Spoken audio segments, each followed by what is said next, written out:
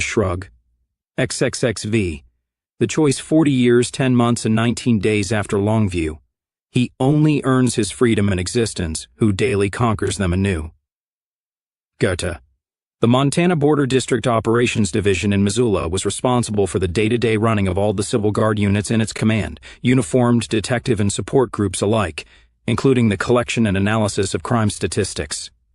After some thought rather than make a big to-do over the brief monkoid infestation in Basin, Lieutenant Bobby Campbell filed a complete account on the Gabrielle Martine incident, including a short but concise summary of the reasoning behind his decision not to kill the negress, and sent it up the line as part of his daily report. He considered calling his father privately and telling him what had happened, but that might look a little too nepotistic and ass-covering to BD Ops, who were his immediate superiors, so Bobby just did it by the book. In response, he got a visit from his father and Major Tom Horikova of Boss, several days later, in his office at the Basin Station.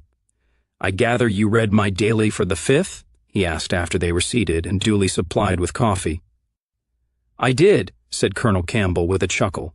"I have to admit, Bobby, your Form 9s are always better and more efficiently written than mine ever were. One minor traffic accident, one stolen car from Northwest Butte found abandoned in a ditch, one 4-year-old boy reported missing but said juvenile found unharmed at a neighbor's house an hour later, one non-fatal shooting which you feel the magistrate will probably rule familial and therefore outside our jurisdiction, as I also think he will. And one animal control issue. Okay, so am I busted back down to guardsman and headed for a substation up in Alberta near the Arctic Circle?" Bobby 3. "Look, Dad, I know I violated guard regulations, not to mention the Constitution, by not wasting that spook. I thought I was doing the right thing at the time, and it fell within the purview of a judgment call, but I know the higher-ups may not think so." "Do you still think you did the right thing?" asked his father. "Yeah, pretty much," said Bobby. "I think Brandon Blackwell was telling me the truth about somebody in Burlington trying to set up that nanny to get killed in some kind of suicide by Northman scenario, as part of some strange American political intrigue. As a matter of principle, I don't believe we should play along with any of their moronic schemes if it can be avoided. Well, no need to start packing your gear or fitting Ally and the kids for mucklucks just yet," replied Colonel Campbell with a smile. "The official view both from operations and the ethics office is that you handled the situation just right, although the opposition in Parliament will probably heckle the Minister of Justice with it during question time next week. I concur with that view, even if the raging purists in the House and elsewhere may not. You'll probably get some criticism from those quarters, but disregard it. I think you were correct in your comment about not wanting to dive in until you knew how deep it was. And we still don't know how deep it is. 40 years ago, we won the verdict that counts at Longview, and I think we can survive a contamination of less than an hour, although we do need to make sure they don't start making a habit of this kind of thing. I told Lomax when I returned his wandering primate that this only happens once, Bobby 3 told them. I've issued orders to the squad here to that effect. I told them straight up that this was a once-off for political reasons, purely on my own authority, not policy, and from now on if anything black or brown pokes its nose across the road, we bury it. The Political Bureau agrees that Brandon Blackwell's assessment makes sense, said Tom Horikova. The latest PB thinking is that if the Americans really are serious about creating this prosperity zone thingamy out here on the border, as far away from the mess they've spent the last century creating as they can get, and if they genuinely intend to bring a lot of their economic infrastructure and their technocratic ruling elite this close, where we will have easier access to the active and creative core of what remains of their society, then we're all in favor of it, and we should smooth the way. Your sparing the life of a stupid she-boon might have been technically against revolutionary protocol, but it fits in with that policy, pragmatic tendency, chuckled Bobby. Old President Brennan would have been proud of me. Probably, agreed his father. Tom went on. I think we know why the American government's internal opposition is attempting to create incidents such as your recent uninvited guest. The Americans want to set up this green zone, which is basically what it is, with its back to a solid wall, not a porous one, which will allow people and ideas to flow back and forth between the USA and the Republic. As you tell me, Blackwell stated, that would be the true constructive engagement.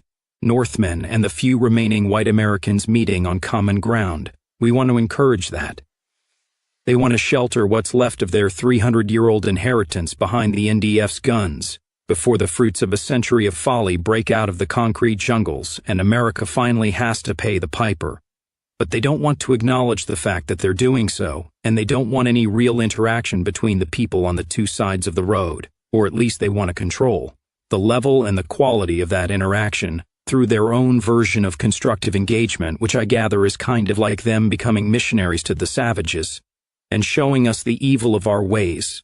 In other words, they want to make sure they corrupt us with their wealth and luxury and their shades of gray, rather than us stiffening the spines of their own white people, imparting some racial pride, and making them question their national belief system of everybody being beautiful and Jesus loving all the little children of the world, blah blah blah, and ishkabibble, said Bobby keenly. That's the nub of it, yes, agreed Horokova. Looks like these idiots are going to try to maintain some pretense of political correctness right up to the last, just before they sink out of sight under the weight of their own crapulence. Their ship has almost sunk, but when they hit the water they grab an anvil instead of a life preserver. There's an old saying that when you find yourself in a hole, the first thing you need to do is stop digging, said Colonel Bob. The Americans have never learned that, but eventually that old devil reality comes knocking and will no longer be denied. Look at it from the Americans' point of view. Their country is on the brink of collapse into anarchy, and they do retain sense enough to realize the fact. But they haven't got the political will actually to do anything about it. Oh, sure, there's things they could do about the problem of the cities, even now. The old man always said that white America could save itself at the 11th hour and the 59th minute if they ever somehow changed their thinking and recovered their ancient courage. Even the rump U.S. government still has enough muscle to deal with the urban problem. Starting with that carpet bombing you mentioned the other night when we were talking about this out on your porch. The first essential measure has to be to change the demographics, swing them back in favor of white people, and drastically cut the number of non-whites consuming America's substance while giving back nothing in return. But to take those measures that would be necessary to survive would involve the United States of America, its entire political establishment and intelligentsia and ruling elite, admitting that they have been wrong about race. Wrong for 100 years. They will literally die before doing that. Unfortunately, they're going to take a lot of white people with them whose only crime was to be born on the wrong side of that road over there. That's why we're going along with this constructive engagement business. We may end up saving millions of our people's lives by plucking them out of the massive flood of human excrement that's about to burst the dams all over the eastern part of the continent. Or maybe do some carpet bombing ourselves, suggested Bobby. That would be one way to change the continent's demographics in a damned hurry. I know the political bureau is looking at all the possible angles, and certain members of the general staff have been sitting in on the discussions, Tom told them. Beyond that, I have no idea, and wouldn't talk about it if I did. Fair enough. You said we may have figured out who in their power structure is trying to sabotage the project on their end by sending blackamoors to tempt us naughty racist fellows into sin, asked Bobby. I'm convinced it's the Office of Northwest Recovery itself, and that kike who runs it, Seth Goldblum, said his father. Why the hell do you think they issued a black woman a travel warrant to enter the NAR, knowing full well what would happen to her? Or what would have happened if you hadn't decided to look before you leaped?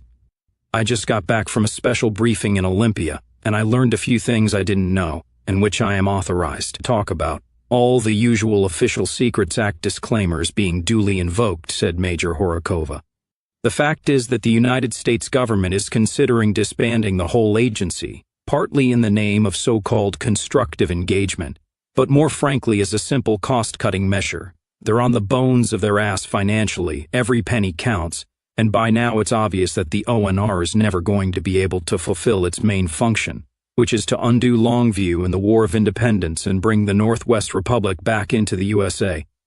Not happening, no way, Jose, and it's becoming increasingly difficult to justify keeping a whole huge government department spinning its wheels and accomplishing nothing, while eating up millions of nads. Any spying and sabotage they want done regarding the Republic can be attempted by half a dozen other agencies, the agencies that were originally created a century and a half ago to fulfill such functions, and who have always been jealous as hell of the ONR being cock of the walk on Northwest affairs. FBI, CIA, NSA, Homeland Security, the NGOs like ADL and SPLC, they have been eyeing that massive O&R budget and drooling for decades, aching to carve up that lovely pie and share it out amongst themselves. Of course, when that happens, those agencies will then end up cutting one another's throats to see who gets the biggest and juiciest pieces of the carcass. Maybe literally cutting one another's throats, said Bobby. I understand that federal agencies conduct outright gang wars over turf and personnel and the dwindling tax flow now, complete with assassinations and bombing each other's offices in Burlington and D.C. They do indeed, said Horokova with a laugh. Last year, an FBI assistant director was shot dead in his office in Fort Hoover with a silenced weapon by one of his own department heads. The bone of contention was a corner office with an especially comfortable swivel chair. I don't imagine Goldblum and his O&R bitter enders are happy at the prospect of being put out to pasture, remarked Bobby 3. Oh, they're spitting nails, said Horokova with a smile. The mighty US of A. Finally accepting the verdict of history? Unthinkable. Needless to say, all of the old neoconservative and revanchist elements in the American power structure are fighting against the agency's disbandment tooth and nail, as are the East Canadians. It looks like Ottawa may end up being the last citadel of completely entrenched Jewish power in the world. They always were, added Campbell Sr. I noticed that after those Israeli refugees took over, Ottawa started quietly but effectively reducing their non-white immigration. Not that Toronto and Montreal and Windsor and some other places aren't still nigger-riddled slums, but they do seem to have kept a better rein on things than the Americans ever did. They don't have nearly the same problems with their cities that the Americans do.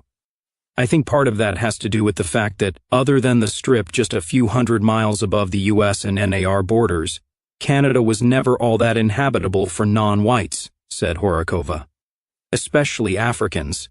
Negroids and dark-skinned people on the whole have never liked excessive cold. They're not genetically engineered for it. Now that we have the best and most temperate parts of British Columbia and Alberta, the amount of territory in Canada, which is genuinely comfortable for human habitation, is sharply reduced. Not to mention the Jews disliking any competition in the victimology stakes, said Bobby. Canada is a little bit better off than the rump of the USA materially, true, but there is still only a limited level of resources and goods to go around, and with almost 8 million Jews now, you know who's going to get the lion's share, or I suppose I should say the jackal's share. Anyway, returning to practical matters, guys. What do we do now?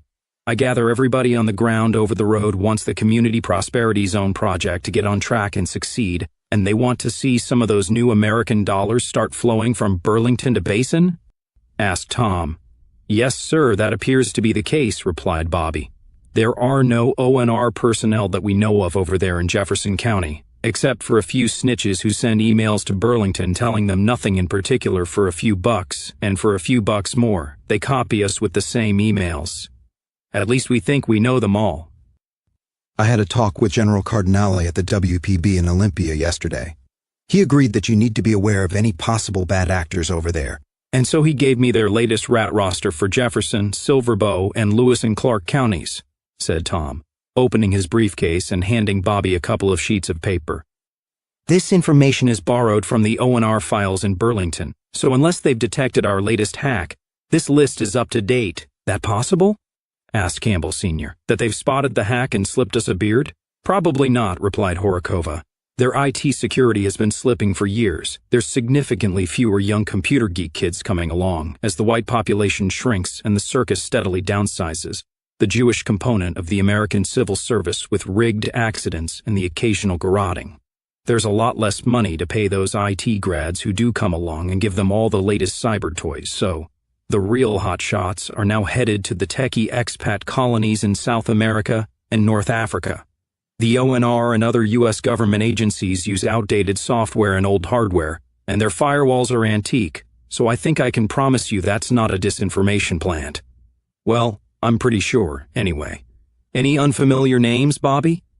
No, I'm familiar with all— Wait, no, I don't know this character Mallinson in American Helena. He new? Asked Bobby. Yes, but don't worry about him, said Horokova. He's one of ours, a synthetic. He doesn't actually exist. The circus created the identity, did a full background on him including faked CCTV footage that has him going from a bogus address to a bogus job, drinking in bars and shopping for underwear and so on. He communicates with the ONR as a hologram. The War Prevention Bureau is feeding the ONR disinformation through a hologram? Asked Bobby 3, bemused. Yeah, it's cheaper and less dangerous than risking a real agent, said Horikova. The ONR has budget constraints like every other American government agency, so they haven't gotten around to actually calling Mr. Mallinson in for a meet. With any luck, they'll be disbanded as an agency fairly soon. Their assets will fall into disarray, and the identity can just disappear without Goldblum's snakes ever figuring out we put one over on them.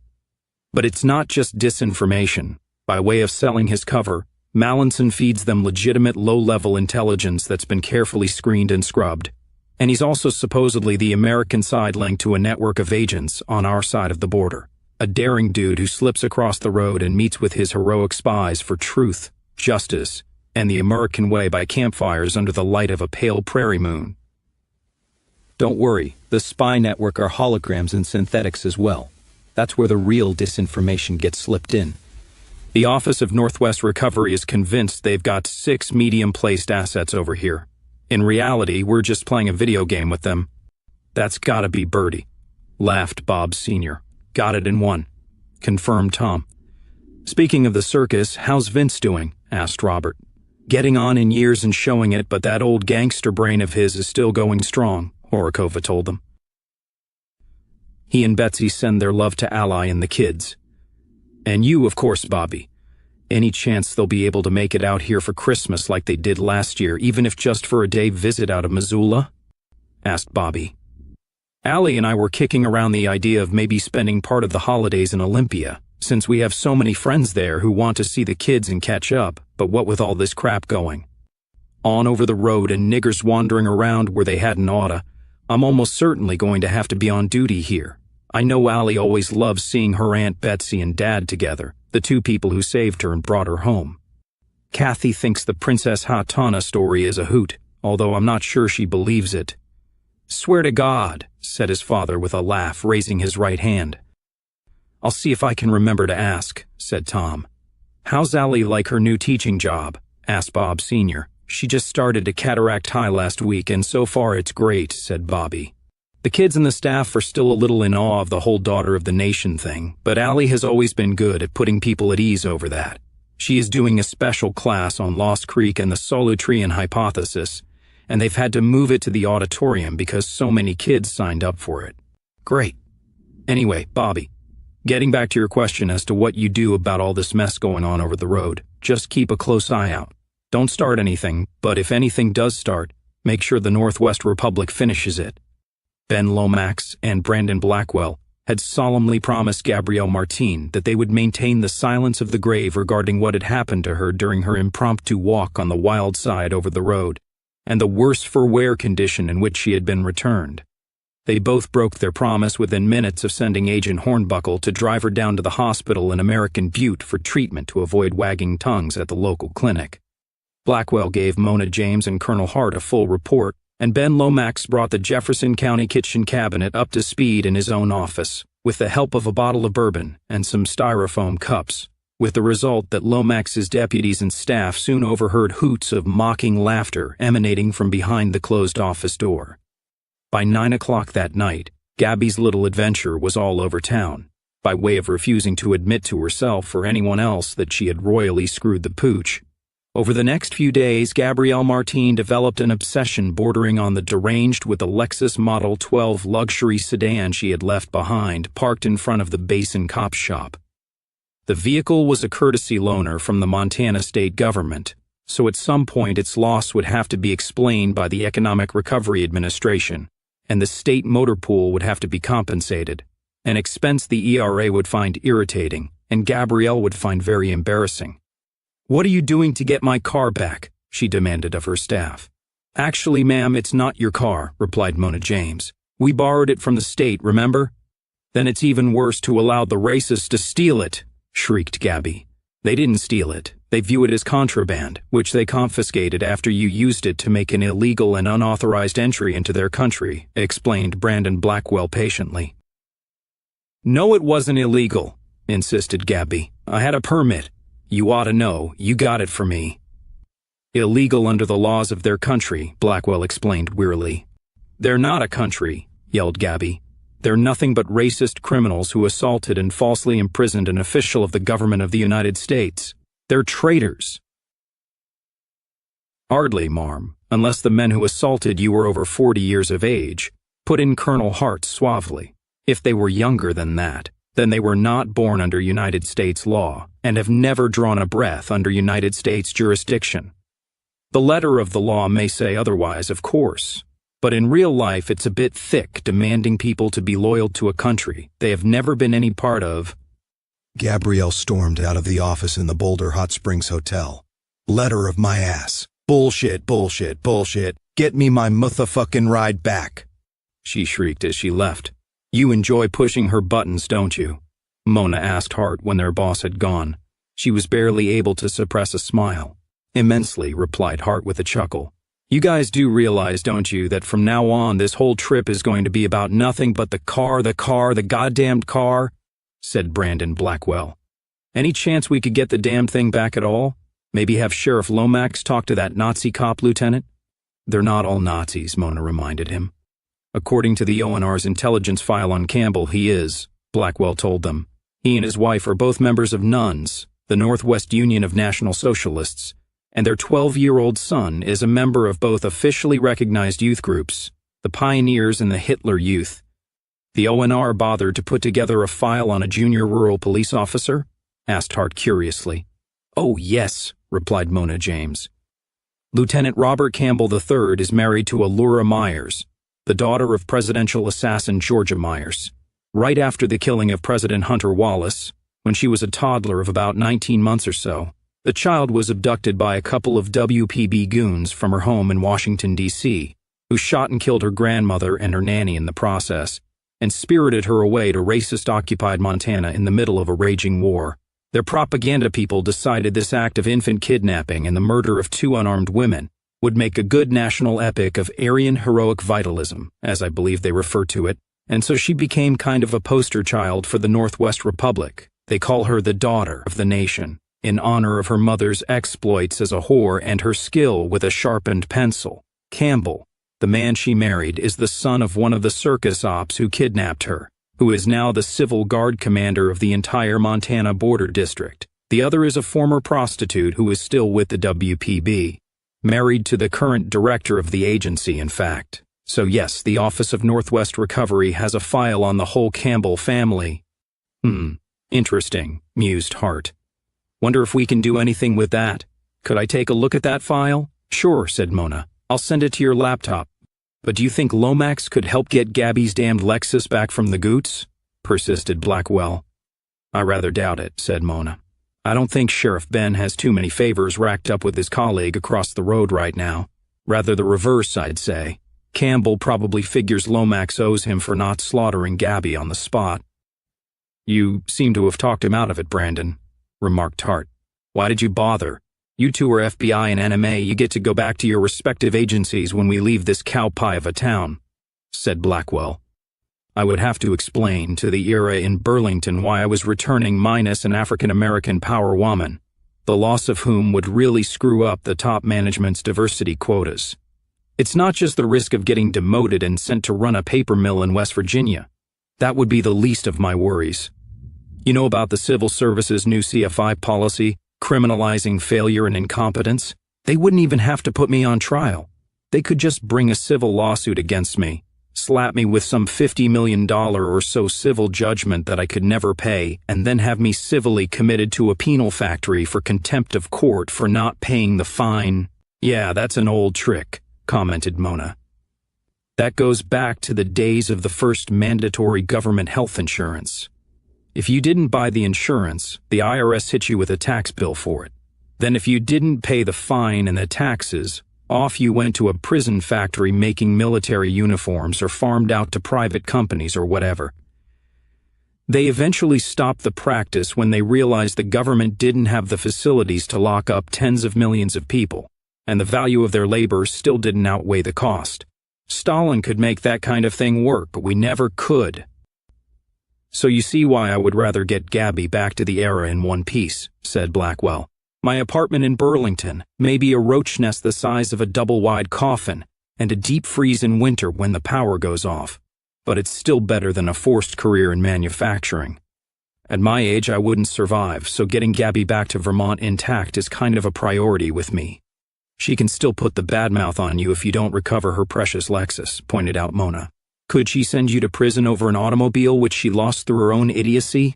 Brandon looked at her, and Mona had the grace to look away. Sorry, she said. They both knew that because Brandon was white and male, Gabrielle Martine could pretty much do anything she wanted to him and scapegoat him anyway, if she was sufficiently irritated or if she just wanted to lash out.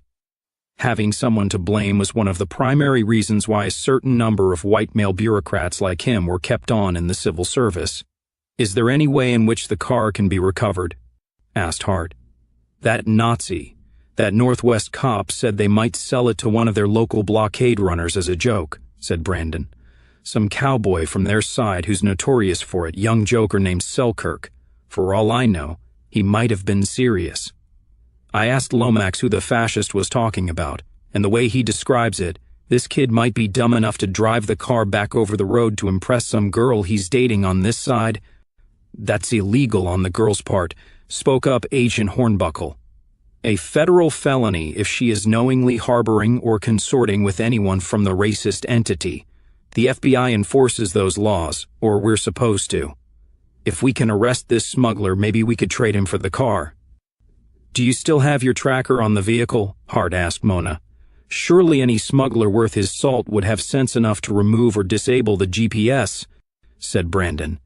It's not in the GPS itself, said Mona. I stayed away from those in case Gabby or anybody who might want to defect tampered with it. Besides, factory standard GPS doesn't track inside the Republic, since the Republic doesn't exist. The bugs I put on the 4 cars weren't actual GPS trackers per se, they were microtransponders clipped to the car's main onboard computer, programmed to ping my phone if the vehicle crossed the interstate. Who did you think was going to defect to the Northwest? Demanded Agent Hornbuckle miffed. That's against the will of the Lord. She suspected us, old chap, said Colonel Hart sardonically.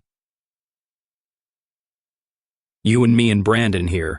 It's in our genetic makeup to be naughty boys, you see. This close to the border, one never knows if even one of us domesticated specimens of the pale and beastly breed might yet feel the ancestral call of the wild, and slip the collar and leash to go running through the dark forest once again. It's just routine, Earl, snorted Mona impatiently.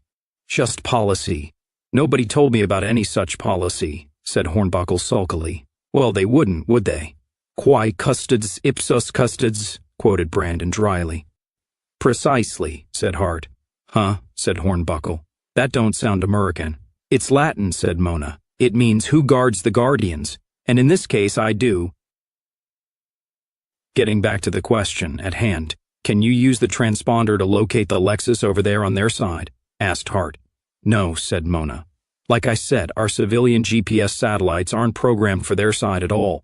Again, as a measure to prevent defections and also to prevent the Northmen from hacking the satellites and using them to operate their own mapping and tracking programs. Then how do the Northmen get around over there, with no GPS? Asked Agent Hornbuckle curiously. Probably the same way our ancestors used to get around before satellites and computers were invented, said Brandon. They use road maps and signs, and they ask directions when they get lost. Agent James, if they don't find your tracker and the car crosses the road again, will it at least trip the alarm on your phone and computer? And could you use GPS to find it then? As long as the car stays on our side of the road, yes, said Mona. Luck was with them.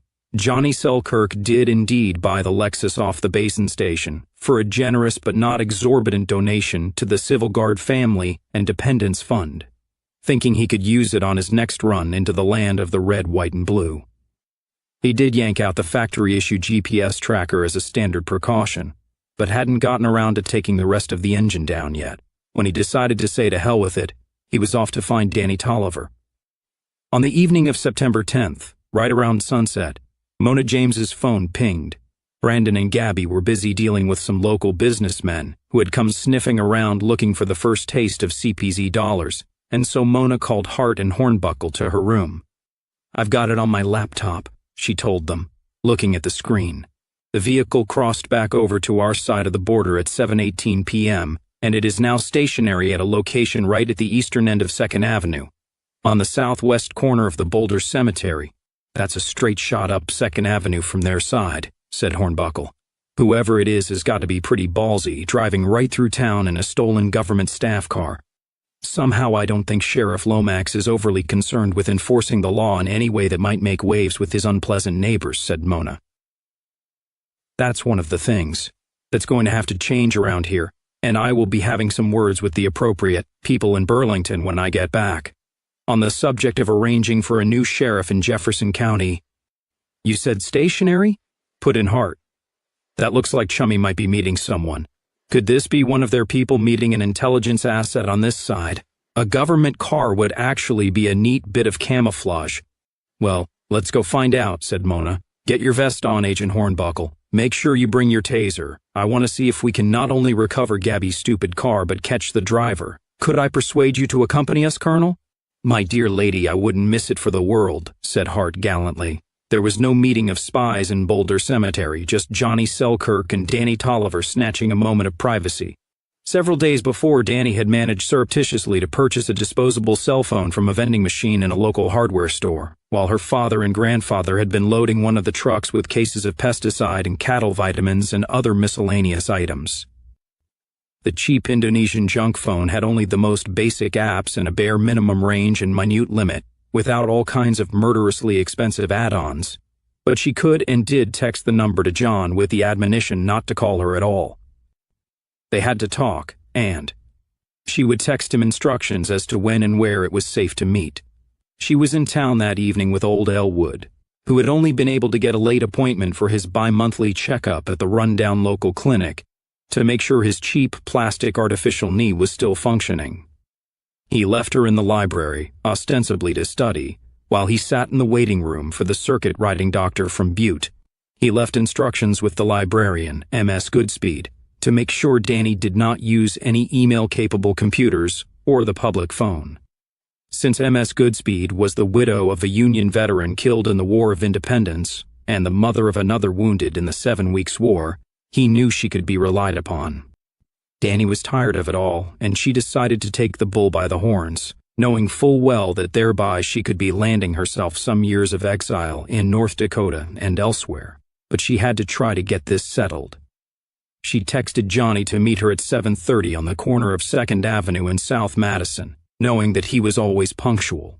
At 7:27, she got up to take a video disc back to the shelf, leaving her books and notebooks on the table, and as soon as she was around the corner, out of range of Miss Goodspeed's eagle eye, she slipped out the back door of the library and ran down the street. John picked her up on 2nd on the fly, driving a big black luxury sedan she'd never seen before, and within 3 minutes they were parked at the cemetery. After the preliminary greetings were over, Danny got right down to business. "Johnny, we need to decide what we're going to do. My parents say I can't see you anymore or else they're shipping me out of state. My grandfather says he's going to kill you if he sees you. He's going around carrying this big cannon he had back in the war to do just that. And everybody in town is looking at me like I'm Jezebel and Delilah and the Witch of Endor rolled into one. Well, not everybody, but a lot of people. I'm willing to put up with all of it and I'm willing to fight for us, but I have to know what I'm fighting for. Do you want me?" "I do," Johnny told her. "I do, honey. Okay, part of it is I want you so I can stand up and spit in the eye of all these people who say we can't be together and who are trying to tell us how to run our lives. That's some of it, and I won't deny that, Danny, but not all of it. Look, if I asked you to marry me, would you?" "I'd have to be really sure," she said. "My parents are right. I know I'm way young to be making that kind of decision, even if I was living over the road in your country." "Yeah, it's a bit young even in the Republic," said Johnny. "Most couples wait until they're 19 or 20 and they've done their national service at least. But the Republic believes in marriage and family and personal commitment. That's one reason we developed the prom baby custom. As strange and contradictory as that may sound, to encourage that kind of commitment early and make sure by the time they've finished their service and they're ready to start the serious business of life, young white couples know who they're going to be starting it with and why. None of this crap about drifting along until you're 29 or 33 years old and still sitting in a furnished room or your parents' basement playing video games like the Americans used to do. Still do, sometimes, said Danny pensively. Johnny, if our getting married is the only way we could be together at all, then I'm willing to do that. But I'd have to drop out of school and maybe never see my folks again. No, it wouldn't be that bad, Johnny assured her. Danny, we live barely 10 miles from one another. Of course you'd see your family. There are a lot of people, with relatives on both sides of the border, and they visit back and forth all the time. Do those families have relatives who are threatening to kill one another? Asked Danny. Some of them did for a long time, said John soberly. Maybe if we were married, your grandfather would come around. Would yours? She asked. I don't know. If he doesn't, that's his problem. But it's not like you have to run off and get married to me right this instant. Look, why don't you just come home, Danny? Emigrate? You're 16 now, and our law says you're an adult capable of making that decision, so just move your stuff on over the road. To where? She asked. What would I do? What about school? The Labor Service has work and study programs, so you can finish your senior year at Cataract High, and some of it goes as credit toward your national service as well. They'll put you to work, and contrary to what you may have been told over here on your side, it's not slave labor. You do get paid, at the normal civil service rate. Doing what? Asked Danny, interested. Not sure, he answered. The Labor Service does all kinds of things to keep the community running. When I did my stint, they had us working a road crew for 6 months, then planting seedlings. Then we helped a private company upgrade the water and sewage plant and hook it up to irrigation lines. Then I went into the Army, but you're a girl, so you won't have to do that, unless you want to. But you're a farm girl, and you can do pretty much anything that needs doing. At first, you could live in a girls' dorm they've got out on Creekside Road for female personnel who work in this area. Later on, as a new immigrant, you can get a little house or apartment from the Bureau of Race and Resettlement at a really low rent. Although it won't be much. Not many new people want to settle here in the border district itself, so there's not much immigrant housing. But you see what I'm saying, Danny? If you came home, you could support yourself, and finish school, and have a paid job, and we wouldn't be rushed on the marriage thing. All the pressure would be off. I'm not sure I could make it through senior year at Cataract, said Danny dubiously. I mean academically. From what I hear, your high school is about like a major university over here. You have things like calculus, and your language you have to speak perfectly before you graduate. Well, you told me they made you learn Spanish starting in 7th grade, said Johnny with a laugh. Yeah, but that was just something left over from all those years ago when there were Mexicans everywhere, said Danny. I mean, I don't speak Latin, for one thing. It's not that hard, Johnny assured us. For most of us, it's only a 1-year basic class in 9th grade, so you can understand where a lot of our language comes from, and so you can learn to think better with declensions and stuff, unless a student wants to keep up with it. You might not even have to take it, but if you do, you're smart as a whip, and you won't have any trouble. I still have my old notebooks from Cataract, and I can help you. Plus, if you go to Cataract, you can have Mrs. Campbell for history. The daughter of the nation. Who? Asked Danny. Oh, I guess you wouldn't know. Her mom was a great heroine in the Second War. Never mind. The fact is that you can come home and start living your own life, and you and I can see one another whenever we want. We can take our time and see if it's the right thing. Autumn was coming on, but the twilight was still warm, and so Johnny had left the driver's side window down. He was turned to face Danny while speaking to her, so he hadn't seen FBI agent Mona James creeping up on him in the side mirror. The crackling taser prong slammed into Johnny's back and neck, and he suddenly leaped in the seat like a fish hooked on a line, howling in pain. Danny screamed in shock and fear. Johnny clawed the door of the Lexus open and rolled out onto the ground, writhing, and yet with a superhuman effort he still managed to stagger to his feet and jerk his gun from the belt clip holster beneath his jacket. His arm was too numb to even raise the weapon, and his fingers couldn't have fired if he had. Colonel Hart stepped forward and dropped him with a quick and expert martial arts chop to the neck, retrieving the gun as it slipped from Johnny's hand as he fell. On the passenger side, Agent Earl Hornbuckle pulled the door open and dragged Danny out into the dirt, screaming and kicking. He picked her up by the collar of her blouse, slammed her against the car and jerked her arms behind her back, whipping a pair of plastic cuffs onto her wrists. "Well, I got mine," he called out cheerfully to the others. "And we've got ours," said Mona, as she and Hart dragged a handcuffed Johnny Selkirk to his feet. "And we got Gabby's ride back," crowed Hornbuckle, almost jumping with joy at the FBI's first victory over the hated Northmen in a very long time. "What are we going to charge these two evildoers with, Agent James?" Mona was almost equally pleased with herself. "Oh, all kinds of sanctions violations and illegal entry and hate crimes for our young perpetrator here, I think," she giggled, shaking the still dazed Johnny. "The nearest federal judge is in Billings. Timey had some work to do. For her, how about unauthorized contact and maybe espionage, if it turns out she was whispering state secrets into this racist joker's ear?" A clap of thunder and a flash of lightning shattered the still sunset air, and the passenger side window of the Lexus exploded into powder. Roughly 10 paces away from where Hornbuckle gripped Danny, just past the low brick boundary wall of the cemetery, a large shape rose up by a tombstone. It was old Elwood Tolliver, and he held the antique Magnum in a relaxed two-handed stance, the hammer cocked back. His voice was deep and calm. "That's my granddaughter you've got there. Let her go. Now." "I'm an FBI agent and I'm making a national security arrest," yelled Hornbuckle, startled. "Who the hell are you?" "Yeah, I remember. From back in the day," rumbled Elwood. "You got the look of some of them buzzcut booyahs, all right." "I also remember that whenever there was a booby-trap door to be kicked, or a dark road that needed driving down, or an exposed sentry post that needed to be covered, somehow it was always us local boys who drew the short straw."